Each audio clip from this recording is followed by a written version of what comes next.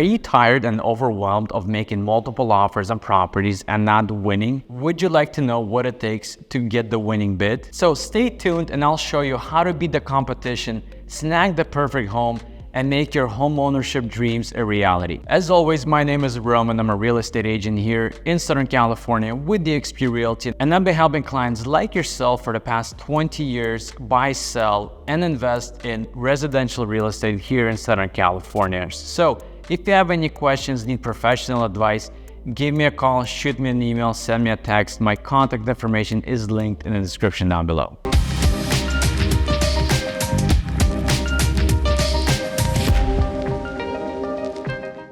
So briefly, let's discuss what's a seller's market. A seller's market is when you have more buyers and less homes for sale. In a seller's market, sellers have an advantage, leading to quick sales, multiple offers, and rising prices. So here are 6 potential strategies that will maximize your offer acceptance. So number 1, of course, is get pre-approved or get a pre-approval letter from your mortgage lender.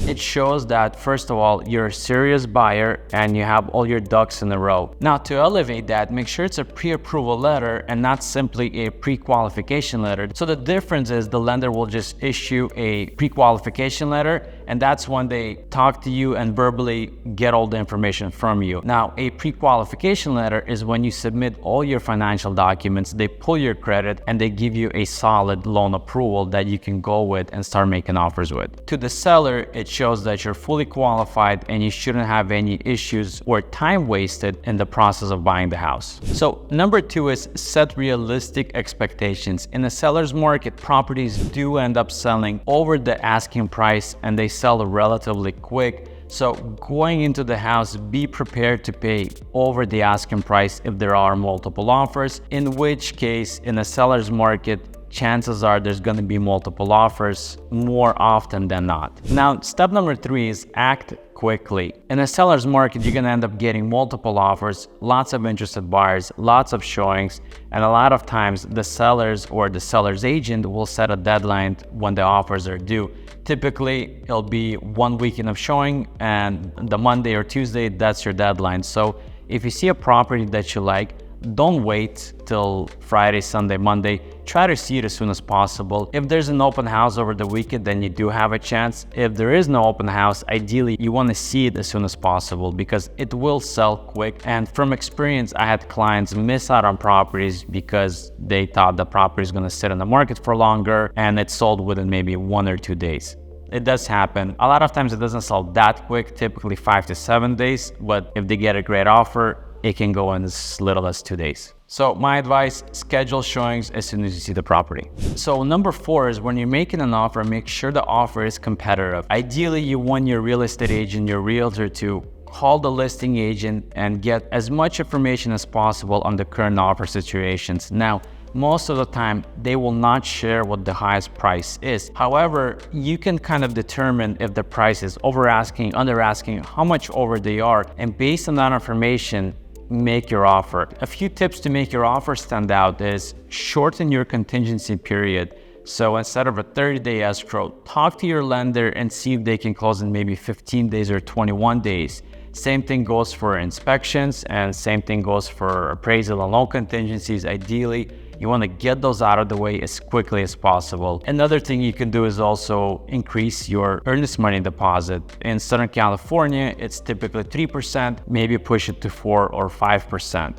So there's a lot of tips and tricks that we can do to get your offer accepted or at least have better chances of getting your offer accepted. And if you're interested to know more or have a particular situation that you were maybe currently in previously, give me a call, shoot me an email, let's discuss and see how we can help you win the next bid. Now, number 5 is be flexible. In a seller's market, especially if you're dealing in a multiple offer situation, you're gonna get less than favorable terms. Those terms could be such as you're buying the property as is. Maybe the seller wants to stay an additional 5, 7, 10 days at the property without paying you any rent. Maybe they want a quicker close or lower contingency period. Things happen. My advice is be flexible. you're still protected with all the contingencies that you have in place or that you should have in place. You're not going to lose out on your deposit, which is the most important thing. And you could always back out if worst comes to worst. But by being flexible, it shows the seller that you like the house and you're working on his terms or her terms in getting that house secured. And from experience, sometimes those terms can be a little more aggressive in terms of how quickly they want to close or how long they want to stay at the property. So ideally, be flexible when you're dealing with multiple offers.